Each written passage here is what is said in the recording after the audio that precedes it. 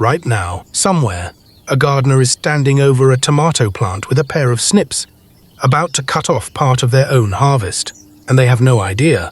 They read somewhere that you're supposed to remove suckers, so they're removing every sucker they can find. Clean stem, tidy plant looks great in a photo, and in 6 weeks they're going to wonder why the plant next door, the messy one nobody touched, is loaded with fruit while theirs is sitting there sunburned and thin. Here's the thing nobody tells you. There is no single right way to prune a tomato. The cut that helps one plant will hurt another. And June is exactly the month where that mistake costs you the most, because this is when the plant is deciding how much fruit it's going to carry. If you prune every tomato the same way in June, there's a good chance you're trimming away tomatoes you'll never get to taste. So before you cut one more branch, give me the next 20 minutes. I'm going to show you how to look at a tomato plant the way someone who's grown them for years looks at it. What to cut, what to leave, and how to tell the difference. Because the goal in June isn't a clean plant. It's a plant that can carry a heavy load of fruit without falling apart. One quick thing before we get into it. If you grow tomatoes every summer, subscribe and stick around, because this is the kind of thing I dig into all season long. That's all. Let's get to the plant. Let's talk about why June is the month this matters. In spring, your tomato plant has one job: grow. Put out leaves, put out stem, build a frame. That's all it's doing. You can make almost any cut in May, and the plant shrugs it off because it's just going to grow more. June is different. June is the handoff. The plant is shifting out of pure leafy growth and starting to flower and set fruit. That little yellow flower turning into a marble-sized green tomato. That's the whole game right there. And every cut you make in June touches that process. When you remove a leaf, you're changing how much energy the plant can make. When you open up the canopy, you're changing airflow, which changes disease pressure. When you expose fruit, you're changing how much sun hits it directly. Strip too much and you get sun's cold. Leave too much and you get a tangled, damp mess where disease climbs up from the soil. Pruning is a real tool. Done right, it gives you bigger fruit, cleaner plants, fewer diseases, and easier picking. I'm not anti-pruning, not even close. But pruning is a tool with a sharp end and a dull end, and most people are holding it backwards. They're cutting to make the plant look a certain way, instead of cutting to solve an actual problem. So here's the frame I want you to carry through this whole video. You don't prune a tomato because a branch exists. You prune because that branch is causing a problem, or because removing it solves one. If you can't name the reason for the cut, you probably shouldn't make it. Hold on to that. Everything else builds on it. Here's where most people go wrong, and it's not their fault. Somewhere along the way, gardening advice got flattened into one sentence. Remove the suckers. You hear it on every video, read it in every comment. Remove suckers, remove suckers, remove suckers. So a new gardener walks out to the garden, sees a dozen little shoots, and starts pinching them all off. Feels productive. Feels like doing it right. The problem is that remove the suckers was advice written for one specific kind of tomato, grown one specific way, and somewhere it got copied onto every tomato plant on Earth. Not every tomato wants to be pruned. Some tomatoes lose fruit when you sucker them hard, and the gardener doing the pruning has no way of knowing, because nobody told them the advice came with conditions. This is where a lot of gardeners get into trouble. They treat a bushy patio tomato exactly like a 6-foot vining tomato. Same cuts, same approach, and then one of those plants underperforms, and they blame themselves, or they blame the weather, or they blame the variety. It wasn't any of those. It was the pruning. So before we touch a single sucker, we have to answer one question. And it's the question that changes everything. What kind of tomato are you actually growing? There are two main camps, and they behave like completely different plants. Indeterminate and determinate. Those are clunky words, so let me make them simple. An indeterminate tomato is a viner. It does not know when to stop. It will keep growing taller, keep putting out new growth, and keep flowering and fruiting all season long, right up until frost or until something kills it. These are your big heirlooms, a lot of your slicers, most cherry tomatoes. If your plant is 6 feet tall and still climbing in August, it's indeterminate. These plants make a ton of foliage. Left alone, they turn into a giant green hedge. And because they keep growing and producing, they can handle pruning. In fact, a well-pruned indeterminate plant often gives you bigger, cleaner fruit because you're directing that endless energy into fewer, better stems instead of 1,000 leaves. A determinate tomato is the opposite. It's a sprinter. It grows to a set size, usually shorter and bushier, and then it basically stops getting bigger. It sets most of its fruit in a tighter window, often all ripening around the same time. These are popular for containers, for small spaces, for people who want a big batch of tomatoes for sauce or canning all at once. Bush varieties, a lot of paste tomatoes, the patio types. Here's the critical part. A determinate tomato has a limited number of places where it's going to make fruit. The flower clusters are already, in a sense, spoken for. When you go in and aggressively remove suckers and growth on a determinate plant, you are very often cutting off the exact stems that were going to carry your tomatoes. So read that back. On an indeterminate tomato, heavy pruning can help. On a determinate tomato, heavy pruning can take fruit right off the plant before it ever forms. Same cut, opposite result. That's the whole reason just remove the suckers is bad advice when you say it to everybody. If you don't know which type you have, check the plant tag, check the seed packet, or just search the variety name. It takes 30 seconds, and it changes how you treat that plant for the rest of the year. Now, let me show you what the right way actually looks like step by step. Here's what I do before I cut anything. I look first. That's it. I don't walk up with the pruners already open. I stand in front of the plant for a few seconds, and I actually look at it. Where's the dense part? Where's it touching the ground? Where are the flowers? Is this thing healthy and vigorous? Or is it already a little stressed? Because if the plant is already struggling, pale, wilting, behind schedule, pruning harder is not going to rescue it. Pruning is something a healthy plant pays for out of savings. A stressed plant doesn't have the savings. If the plant is already stressed, cutting more off it just digs the hole deeper. Okay, assuming the plant looks healthy, here's the order I work in. First, the bottom. Any leaf that's actually touching the soil or lying on the mulch, that comes off. No debate on any kind of tomato. Those bottom leaves are the on-ramp for disease. When you water, or when it rains, soil splashes up onto those leaves and carries fungal spores with it. That's how early blight and a lot of other problems start. Low, near the dirt, and then they climb. Clearing those bottom leaves breaks that path. Second, anything diseased or dying. Yellow leaves down low, leaves with spots, leaves that are damaged or crispy. Take those too.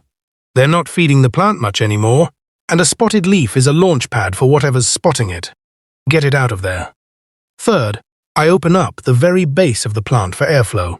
I want air to be able to move through the bottom 8 inches or so. Stagnant, humid air sitting in a dense base is where disease loves to live.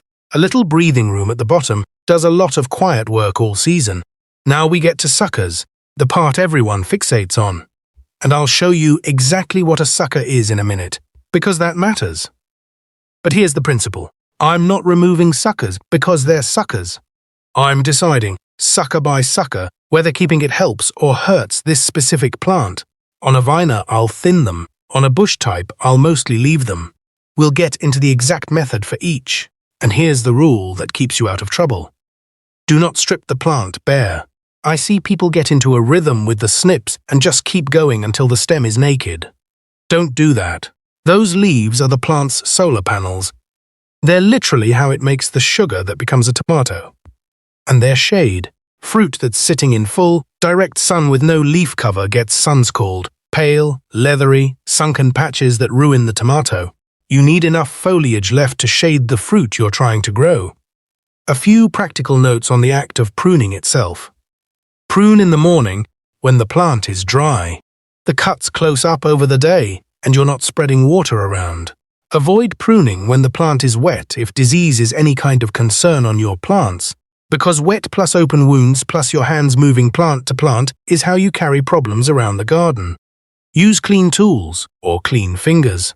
For small suckers, honestly, your fingertips are the best tool. You just pinch and they snap right off, and a tiny wound heals faster than a big cut. For anything thicker than a pencil, use snips and wipe them down between plants if you've got any sick plants around. And go easier during heat. We'll come back to that, because June heat changes the whole calculation. That's the skeleton. Now let me fill in the part everyone's confused about, what a sucker actually is. Let's clear this up once and for all, because half the bad pruning out there comes from people not being sure what they're even looking at. Picture the main stem of your tomato going straight up. Coming off that main stem, you've got leaf branches reaching out to the sides. Now look right where a leaf branch meets the main stem. That little inside corner, that armpit, that joint, gardeners call it the axil.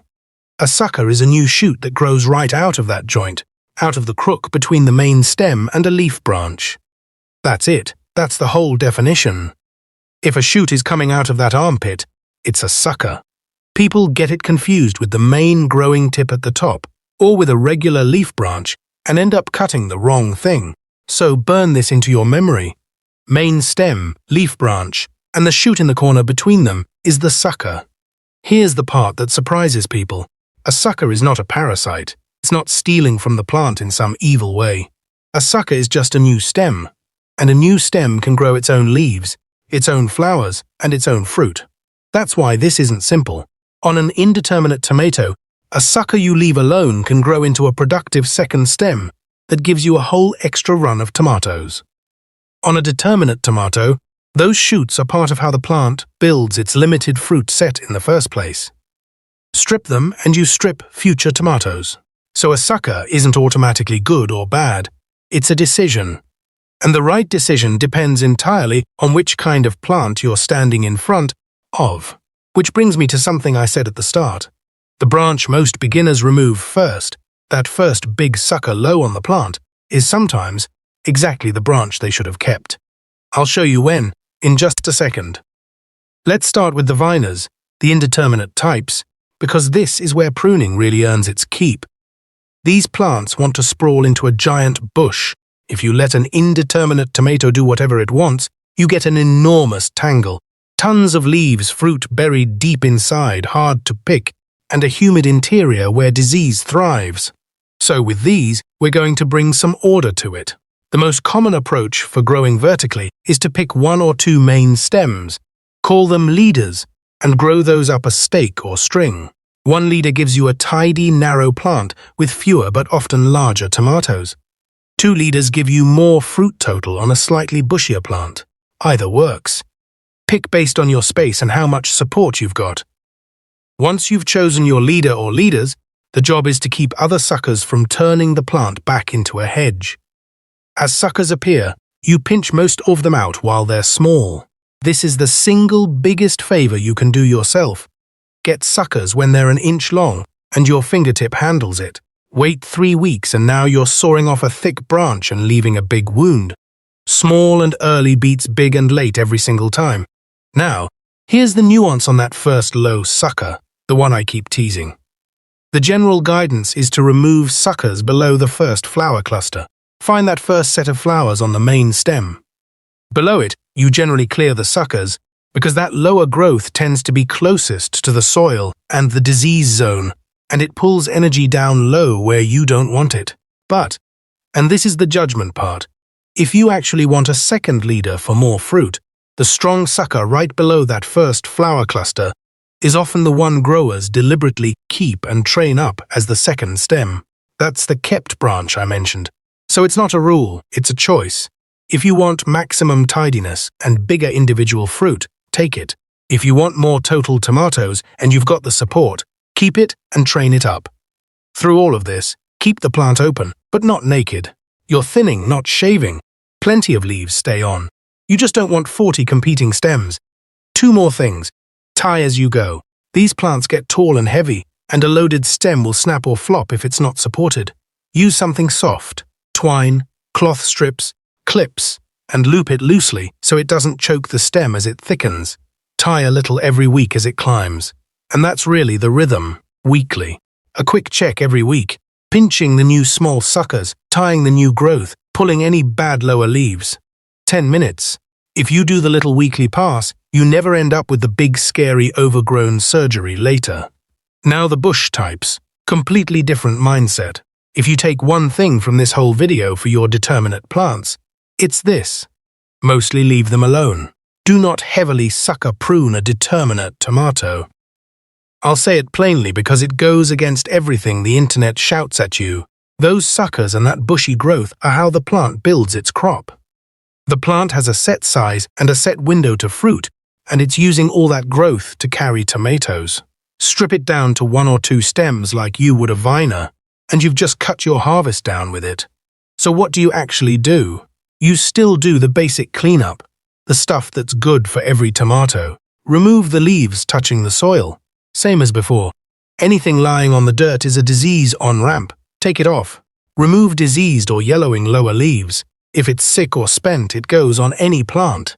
And thin out crowded growth right at the very bottom if the base is so dense that no air moves through it. Just the bottom. Just enough for airflow. You're not reshaping the plant, you're cracking a window. That's it. That's the whole pruning job on a determinate tomato. Clean the bottom.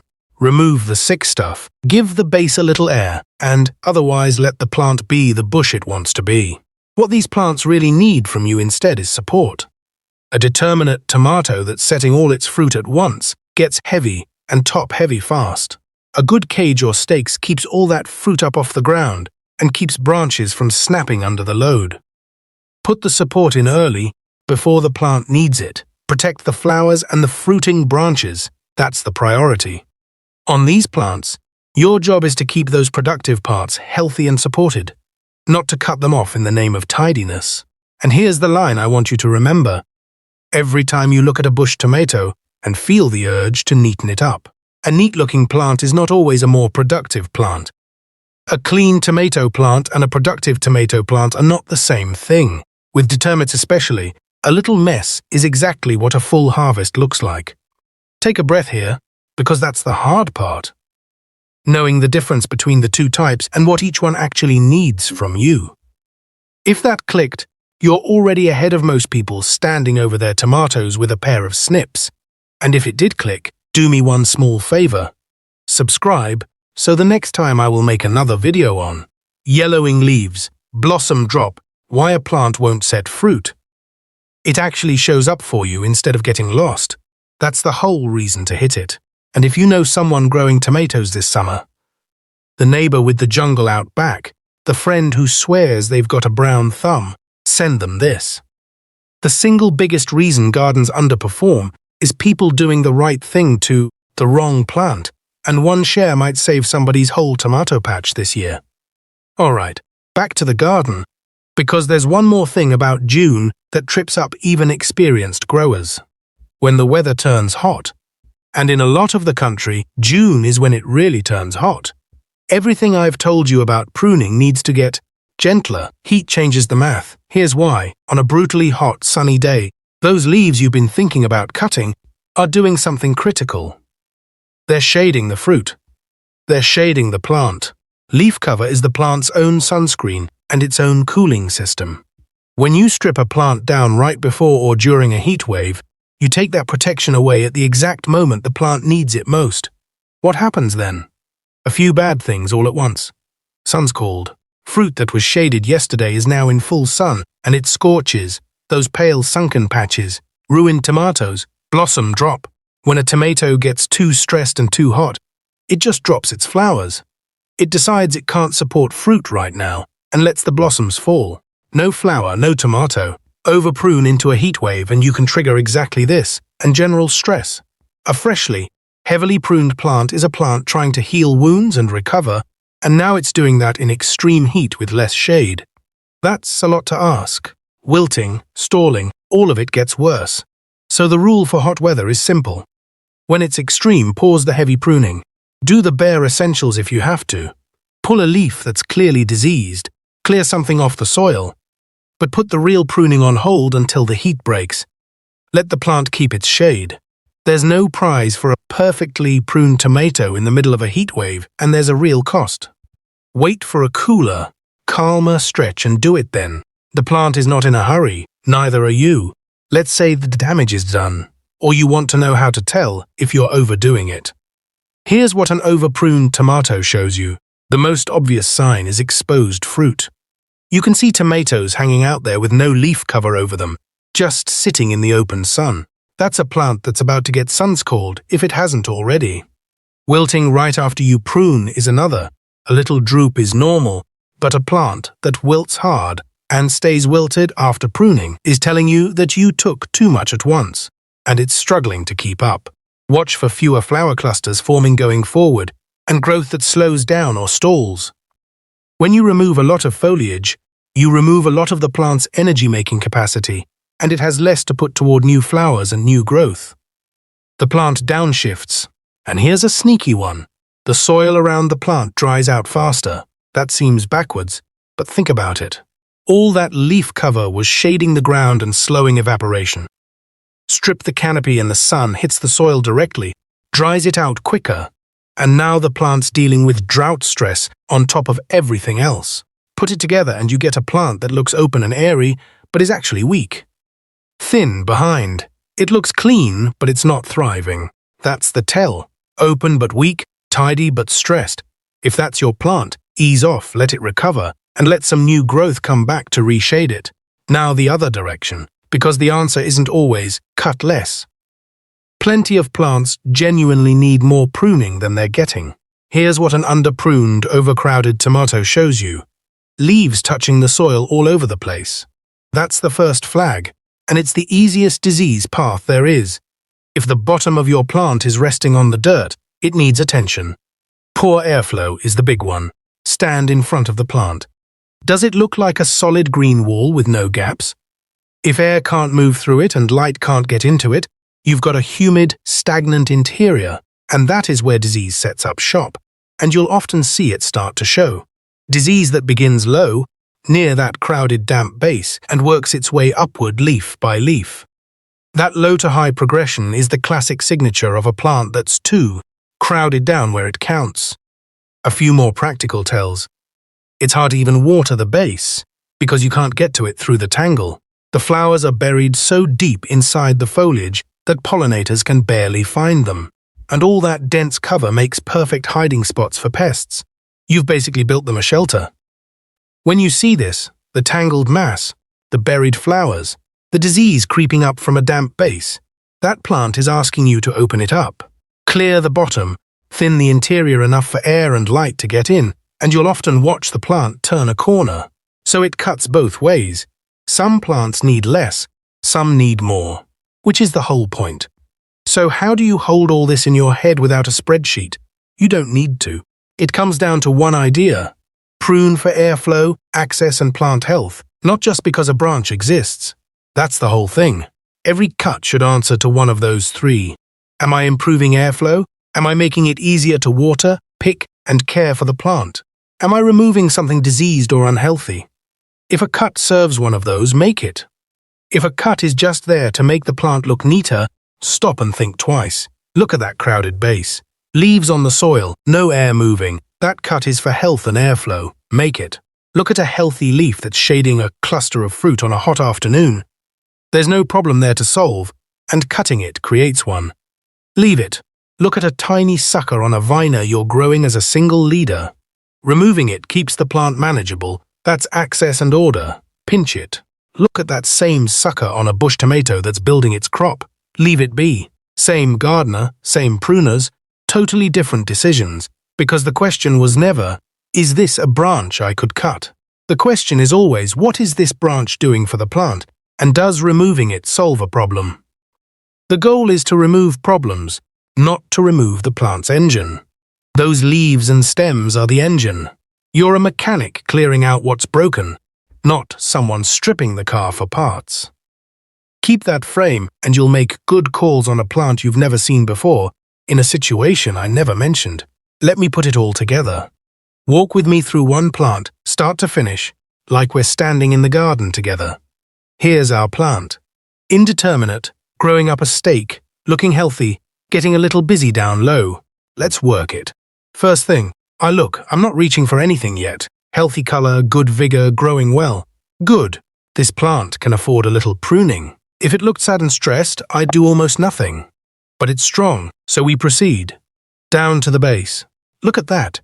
2-3 leaves lying right on the mulch. Those come off first. Pinch, pinch, pinch. Now there's space between the plant and the soil. Already I've cut the main disease path. That alone was worth coming out here. Now I scan for trouble. There. One lower leaf going yellow with a couple of spots. Gone. Don't want that hanging around launching spores. The rest of the lower leaves look clean, so I leave them. Find the first flower cluster. Here it is. Our first flowers. This is my reference point. Everything below it I'm treating as the lower zone. Everything above is the productive top I want to protect. Check the suckers below the cluster. A few little suckers down here in the lower joints. On this plant, growing as a single leader, those go.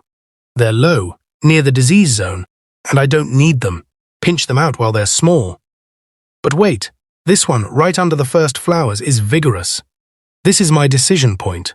I've got room and a second stake, so I'm going to keep this one and train it up as a second leader for more fruit. That's the branch a beginner would have snapped off first. We're keeping it on purpose. Check above the cluster. Up top it's leafy, and it's flowering, and it's doing exactly what I want. I leave it almost entirely alone. Maybe one sucker if it's truly crowding, but mostly hands off. That's the engine. Now tie. Loop the main stem to the stake, soft and loose, and do the same for the new second leader I kept. Loaded stems need support before they're loaded, not after they've flopped. And the last step, the one people skip, step back. Look at the whole plant again. Does it still have plenty of leaves? Yes. Is the fruit still going to be shaded? Yes. Can air move through the bottom now? Yes. Is it open but not naked? Exactly right. That's a pruned tomato. Took maybe 5 minutes. I removed problems. I made one deliberate choice to keep a productive branch. I supported the growth. And I left the plant's engine fully intact. Come back next week and do the same quick pass. That's the whole craft right there. Let me hit the questions I know people keep asking. Should I remove all suckers? No, never all of them, on any plant. On a viner you thin them and maybe keep 1 or 2 as extra leaders. On a bush type you mostly leave them. Remove all suckers is the exact oversimplification that started this whole mess. Should I prune the flowers? Generally no. The flowers are the tomatoes. Leave them. The one exception some people make is pinching the very first flowers off a tiny, young transplant so it puts energy into roots first. But on an established June plant that's flowering, you leave the flowers alone. That's your crop. Should I prune yellow leaves? Yes, especially low on the plant. A yellow lower leaf is mostly done working and can be a disease site. Take it. But if a whole lot of leaves are yellowing all at once, that's not a pruning issue. That's the plant telling you something about water or nutrients, and cutting them won't fix the cause. Can pruning make tomatoes ripen faster? Sort of, in a narrow way. Late in the season, removing some growth and new flowers can push the plant to ripen the fruit it already has. Instead of starting new fruit, it'll never finish.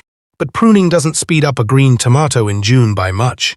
Don't prune chasing speed. How often should I prune in June? A light pass about once a week is plenty. Quick check, pinch the new small suckers, pull any bad leaves, tie the new growth. Frequent and gentle beats, rare and drastic. Should I prune cherry tomatoes differently? Most cherries are indeterminate and incredibly vigorous. They'll become a monster if you let them. So yes, treat them like the viners they are and keep them somewhat in check. But know that cherries can carry a ton of foliage and fruit, so you don't need to be aggressive. Mostly keep them supported and thin the worst of the crowding. Should I prune container tomatoes? Depends on the type, same as always, but for containers, lean toward determinate or compact varieties, and those you barely prune. Just clean the bottom and support them. A container plant also has limited roots, so don't add pruning stress on top of the stress of living in a pot. What if my plant has flowers but no fruit? That's usually not a pruning problem at all. Flowers that don't set fruit often come down to heat.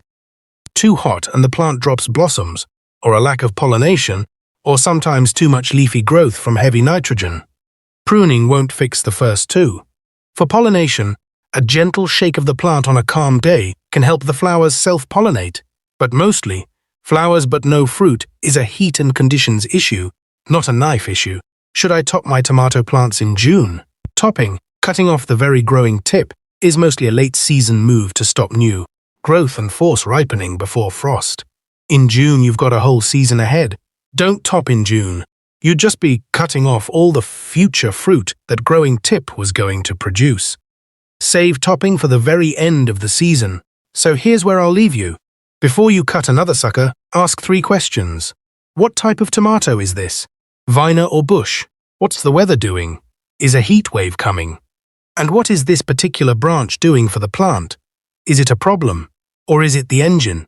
Answer those 3 and you'll almost never make a bad cut. Because in June the best pruning is not the most pruning. The most pruning is how you end up with a clean, tidy, sunburned plant carrying half the fruit it should. The best pruning is the cut that helps the plant carry a heavy load without stress. Sometimes that's a dozen little pinches. Sometimes, on a bush tomato in a heat wave, the best pruning is almost nothing at all. A clean-looking plant was never the goal. A plant loaded with healthy fruit is the goal. Don't confuse the two. And one last thing. If you've been looking at your tomato and the leaves are already turning yellow, more than just a stray leaf or two down at the bottom, that's a different problem, and I want to be honest with you. Pruning alone won't fix it. Yellowing tomato leaves usually point to something going on with water, feeding, or disease, and the cause matters. That's its own conversation, and it's the one I'd have with you next. For now, go look at your tomatoes. Don't cut yet. Just look. You already know more about what you're seeing than you did 20 minutes ago. And if this saved you from a bad cut today, that's exactly what the channel's for. Subscribe and the Yellow Leaf 1 and other videos will be waiting for you when it's ready. And if a fellow gardener comes to mind while you're out there, pass this along to them. Now go check on those plants.